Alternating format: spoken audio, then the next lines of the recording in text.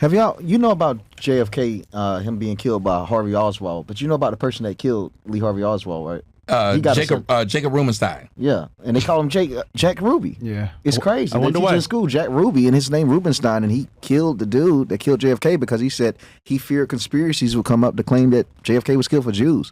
Why the hell would a Jew kill a man, claiming that killed the president, claiming that he's trying to prevent Jews from getting more negative press from conspiracy theory? Yeah, he said he did it for his people.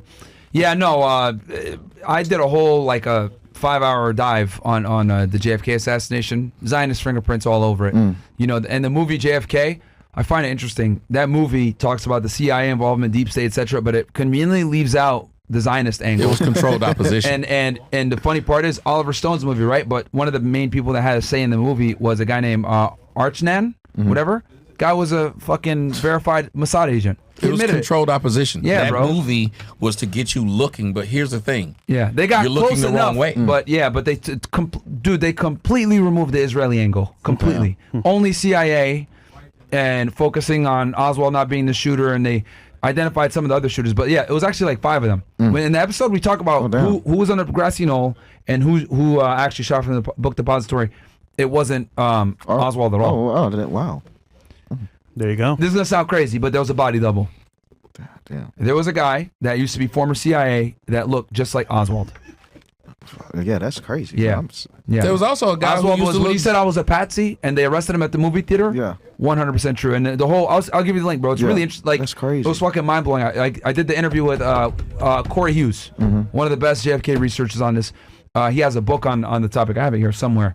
But dude, 100% Israeli operation done with the CIA.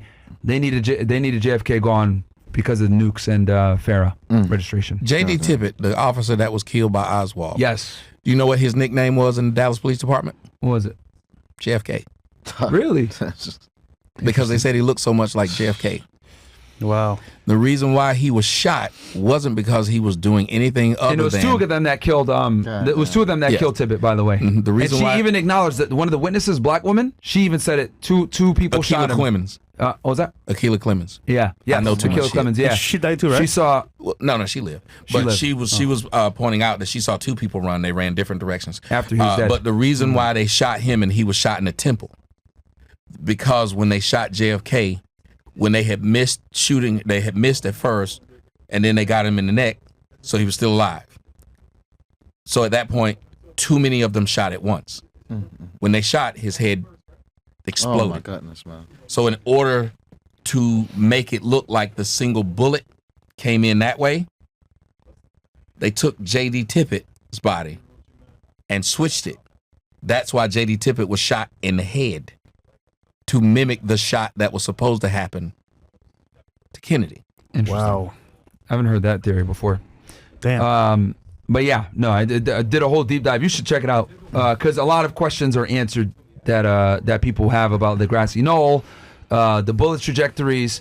You know, it was, and so many people are dead and they still haven't declassified it. Like, it's crazy to me how it's been 60 years now, almost. And to this day, they still haven't declassified it when almost everyone that was there that day is fucking dead. Makes me but it's feel because, like we're never here. I think, because the Israeli angle, bro. That's why they don't want to declassify it. Hell, it's just like they said, they asked the elder Bush, where was he when JFK was shot? He said, well, I wasn't in Dallas. He was. Fuck around and got a picture of his ass right there. Yep, he was there. Damn. Nobody goes farther than that. That's Almost some crazy all these shit. people who get caught in their lies, it doesn't go farther than that. And the reason it doesn't go farther than that is the biggest thing is right after JFK's death, Israel got nukes. He was trying to stop them from getting it. And he was also trying to do away, he said he was going to do away with the CIA and the IRS. He had already created, and you can look this up, a new dollar bill that the United States was going to have. It was called the greenbacks. That's why you hear a lot of people refer to the dollar as greenbacks. That was his. And it was not going to be backed by the Federal Reserve, but by the same thing Gaddafi tried to do when they killed him, back it by the actual elements. Yeah. Gold You got if it ain't backed by gold, this shit doesn't, it's not exist. real. It's not real. So, Piece of paper. But the United States has sold that shit. As a matter of fact, remember the United States used to have what was called a petrodollar. You know what that was? Yeah. It was stealing oil from motherfuckers and giving them a piece of paper. Yeah. Paper slips. And it worked. Didn't bricks in that? Yeah, and if you think about it, Gaddafi tried to. If Gaddafi's plan had worked, he was going to bankrupt the United States. If he had gotten the African countries to back their have the same dollars and back it with the gold that they had there, it would bankrupt the United States because they would be able to call the United States on their bill. Imagine if someone can call you on the money you owe them and you don't have it. Wouldn't it be best if they didn't exist anymore? Yeah, of course. My debt is gone.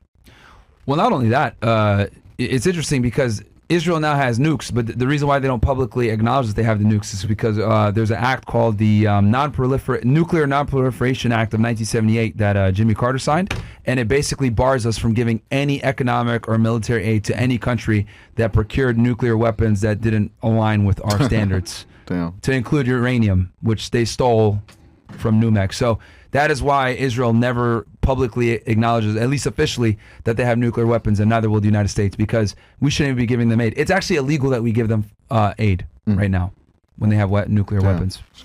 But anyway.